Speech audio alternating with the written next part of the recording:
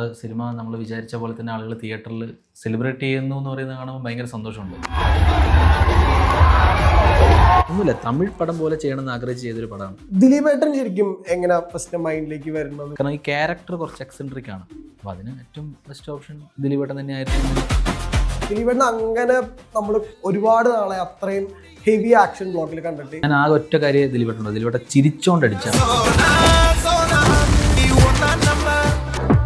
Theatre കിട്ടുന്ന ഒരു vibe വേറെയാണ്. ആ സോങ് മുന്നേ ഇറങ്ങുമ്പോഴുള്ള അഭിപ്രായം അല്ലെങ്കിൽ തിയേറ്ററിന് ശേഷം ഇറങ്ങുന്ന അഭിപ്രായം എൻജോയ് ചെയ്യാൻ പറ്റുന്ന ആൾക്കാർക്ക് മാക്സിമം എൻജോയ് ചെയ്യാൻ പറ്റുന്നുള്ള ഉറപ്പായിരുന്നു. ഇപ്പൊ നമ്മൾ ചില സീനിലൊക്കെ വെച്ച റെഫറൻസുകളോ അല്ലെങ്കിൽ അത്ര സ്പൂഫുകളൊന്നും എല്ലാവർക്കും ഒന്നും മനസ്സിലായിട്ടുണ്ടാവില്ല എന്നുള്ളത് എനിക്കിപ്പോൾ തോന്നുന്നുണ്ട്.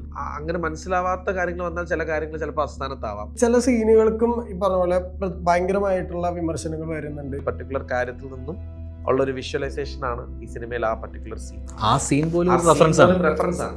നൂറിന്റെ ഇപ്പൊ പ്രൊഫൈലിലൊക്കെ ഇപ്പൊ ഒരു സൈബർ അറ്റാക്ക് രൂപത്തിലായിരുന്നു. ആ ബൗണ്ടറിക്ക് അപ്പുറത്തേക്ക് നമ്മളെ ഭയങ്കര പേഴ്സണലി അറ്റാക്ക് ചെയ്യുന്ന പോലെ അല്ലെങ്കിൽ പേഴ്സണലി ഹേർട്ട് ചെയ്യുന്ന രീതിയിൽ ഭയങ്കര വിഷമമുള്ള മൊമെന്റ്സ് ആയിരുന്നു. ലാലേട്ടൻ നമ്മളോട് ഇങ്ങനെ ചോദിച്ചു, എന്താ 1000 ലൈറ്റ് ഹൗസ് എന്ന് ചോദിച്ചു. ലാലേട്ടൻ പറഞ്ഞ സെഷനാണ് തുമ്മുമ്പോ പൊടി. എന്തായാലും തലമുറകളുടെ നായകൻ നമ്മൾ അതിനെ ഫിക്സ് ചെയ്തിട്ടുണ്ടായിരുന്നു. പാർട്ട് 2 എഴുതിയിട്ടുണ്ടോ? അണ്ണനും അവനും ചെയ്ത കാര്യങ്ങൾ അതിൽ ഒന്നൊന്നര കാലമായിരുന്നു. അതിൽ ത്രൂ ഔട്ട് ലാലേട്ടൻ ഉണ്ടാവും ഉറപ്പായിട്ടും.